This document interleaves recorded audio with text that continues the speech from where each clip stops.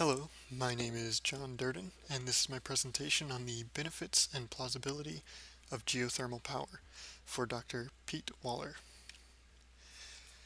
Currently, we are running a non-sustainable system for electricity production. The majority of our electricity is produced with non-renewable resources, most predominantly being coal. In the United States in 2010, as the graph shows, almost 45% of our electricity was produced by coal, and another 24% from natural gas. On top of these two being non-renewable, they are also very damaging to the environment. To give some statistics, coal power plants in the United States were responsible for 1.7 billion metric tons of carbon dioxide in 2010. And to put that in perspective, passenger vehicles in the United States produce an estimated 1.2 billion metric tons of carbon dioxide. There are a lot more cars than power plants, so the environmental inefficiency of coal is quite condemning. Clearly, there needs to be a change, or we will run out of these resources and we will destroy our environment in the process. In 1904, a novelty of power production was discovered called geothermal power. The graph, or the picture on the top right, shows a modern system of the principles of geothermal power production, in which a fluid is pumped down through a closed tube into a heat pocket close to the Earth's surface, where it's heated up, and that's then used to heat another fluid which creates steam, and that turns a turbine producing our electricity. However, at the time, the technology was not advanced enough to produce a considerable amount of electricity. It was not practical at all, and especially so when compared to coal, which had already been established for the use of power plants and for a long time in industry for all sorts of uses. The logistics and companies were already in place for coal, and geothermal power was just not a competitor, nor was it considered necessary, as we had virtually no understanding of environmental consequences to the use of coal. However, the harnessing of geothermal power has grown exponentially, particularly since the 1980s, when we had our rather rude awakening to our disastrous environmental consequences to our actions, and most notably since the mid-90s to the modern day, as the technology has advanced considerably, allowing for the practical application of geothermal power plants, especially in comparison to what's already been established with coal, natural gas, and other alternative sources. Just at a glance, some of the benefits of geothermal power plants, most notably the biggest advantage, is that it is a nearly limitless resource.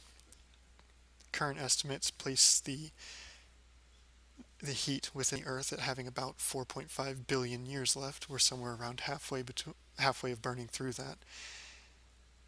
And when it does go out, freezes over the core, we're going to lose our magnetic field and all be dead anyway. So it doesn't really matter when we run out of that. However, geothermal power plants will not accelerate that at all, not even by one day, so it's not using anything. And the favorable conditions for geothermal power are not that uncommon, certainly not as uncommon as you might think. This picture shows the United States, with red being the most favorable conditions for a geothermal power plant, yellow being least favorable, and the sickly greenish tint being incapable of supporting any kind of geothermal power as we currently know it. The western half of the United States is capable of supporting almost all of its cities off of geothermal power if they were to be built. The eastern half is not nearly so promising, however, it does have pockets that are currently capable of supporting power plants, geothermal power plants, and in the future, with the development of the technology, we may be able to establish them throughout almost the entire United States, and hopefully the entire world. It is a very clean, safe, efficient, and compact source of energy. How clean is it? It has a minuscule carbon footprint, a smaller carbon footprint than solar and hydraulic sources.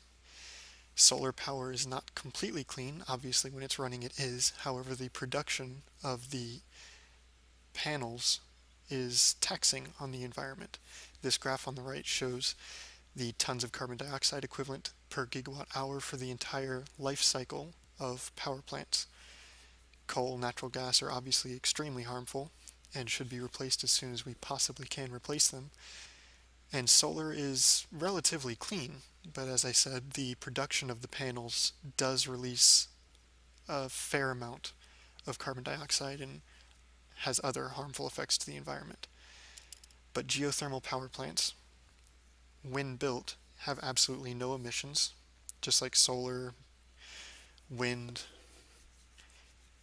hydro, no emissions whatsoever. And the production of the geothermal power plant has very little. It's just the basic manufacturing process that goes into any construction project.